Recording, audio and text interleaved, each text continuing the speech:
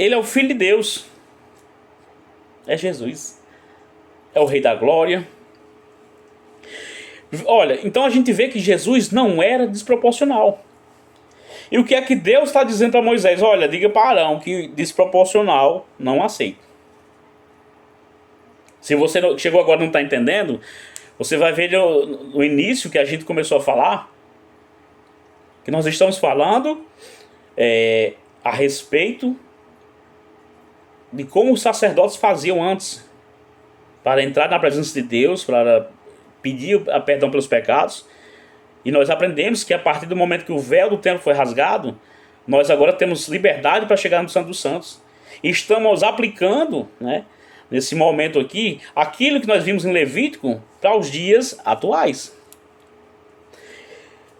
Ele foi, olha só, Jesus não foi, não é e nunca será desproporcional. Foi rei, Jesus foi o servo, Jesus foi homem e Deus.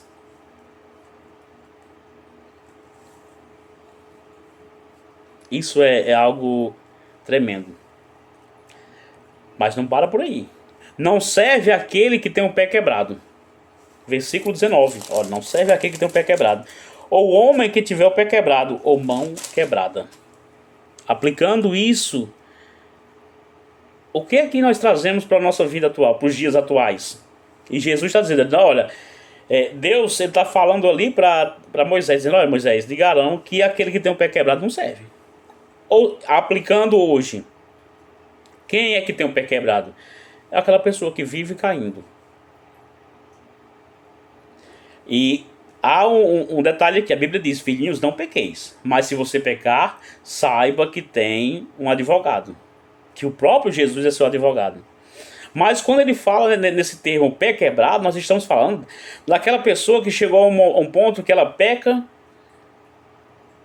e é como se nada tivesse acontecido. Volta para a congregação, volta para a igreja e peca de novo e começa a se tornar um ciclo vicioso e não se tem mais o arrependimento. E ele diz, olha, pé quebrado não serve.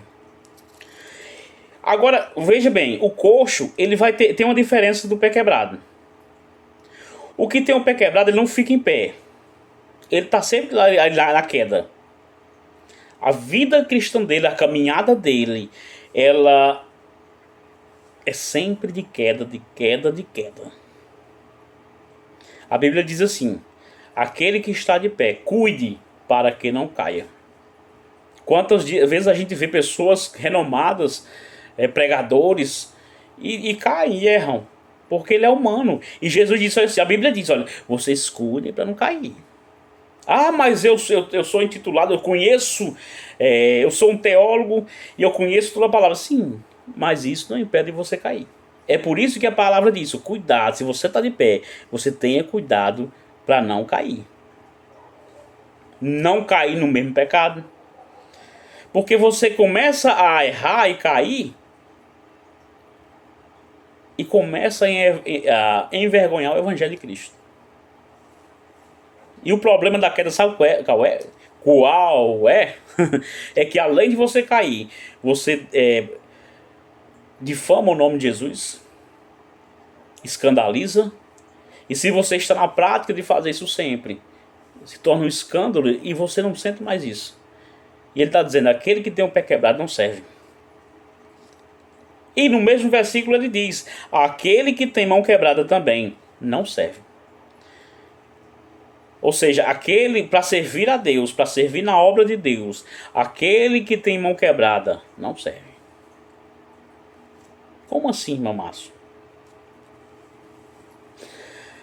Nós vemos pela palavra que nós precisamos orar pelos outros, com imposição de mãos. O que significa a pessoa com mãos quebradas? É aquela pessoa que ela não tem a autoridade para orar impondo mãos, porque vive pecando. E quando nós partimos para o mundo espiritual, a oração é algo sério. Imposição de mãos é algo sério. Se você for orar por alguém e impor as mãos, você precisa estar ciente do que você está fazendo. Veja Moisés quando está orando, lembra? E de repente ele está com as mãos erguidas e tem horas que ele não está mais aguentando. E o que é que Arão vai lá? Vai ajudar ele a segurar os braços dele.